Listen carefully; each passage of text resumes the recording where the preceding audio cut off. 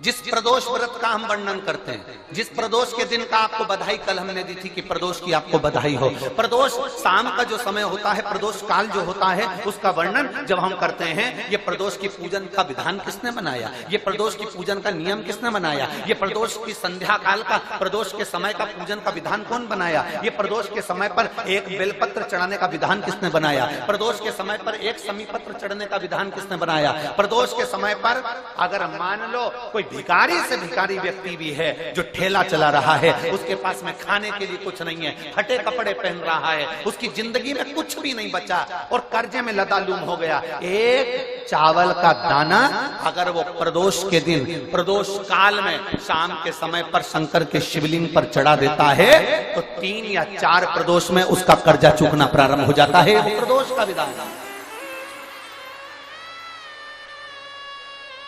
इतना ये प्रदोष का वर्णन करा किसने, इतना प्रदोष की महत्वता बताई किसने,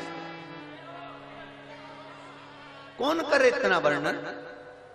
अगर प्रदोष की महत्वता बताने वाला कोई है, इसीलिए मेरे शंकर भगवान माता सती को लेकर कुंभज ऋषि के यहाँ, अगस्त ऋषि के यहाँ कथा सुनने के लिए गए थे, क्योंकि उनके बराबर कोई शंकर के महत्व को बता नहीं सकता और प्रदोष के महत्व को नहीं बता सकता। सती मैया को प्रदोष का महत्व बताने के लिए शंकर सती जी को लेकर कुंभज बाबा के यहाँ गए थे, अगस्त ऋषि, कि प्रदोष के महत्व को तो जानो सती, तुम प्रदोष के महत्व को तो सती जानो, तुम प्रदोष के महत्व को तो सती पहचानो कि प्रदोष का महत्व क्या होता है, प्रदोष काल का महत्व क्या होता है, प्रदोष के समय का महत्व क्या होता है।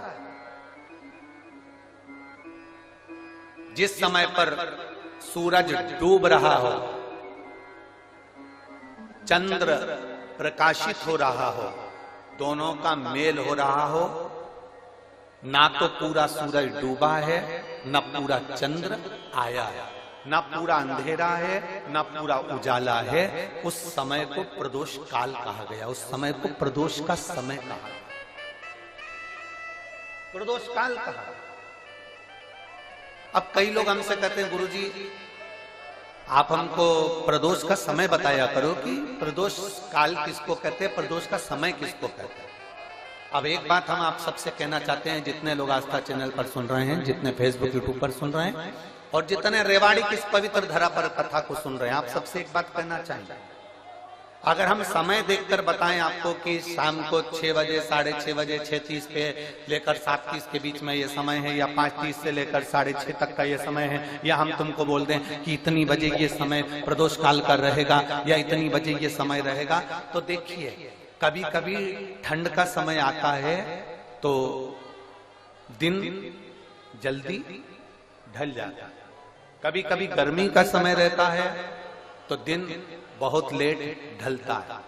इसलिए समय की गणना से मत चलो, आप तो ये अंदाजा लगाकर रखो कि दिन ढल रहा हो, अंधेरा होना शुरू हो रहा हो, सूरज डूब रहा हो, चंद्र प्रकाशित हो रहा हो, अंधेरा अपना काम कर रहा है, सूरज ढलता जा रहा है,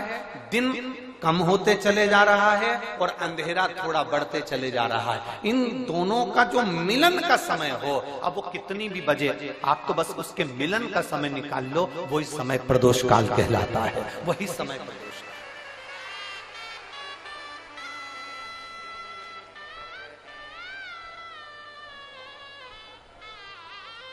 अब प्रदोष काल की पूजन का विधान किसने बनाया, कोई आपसे पूछे तो क्या बताओगे, जम के बोलो जल्दी से, कौन ने बताया था, अगस्त ऋषि। सबसे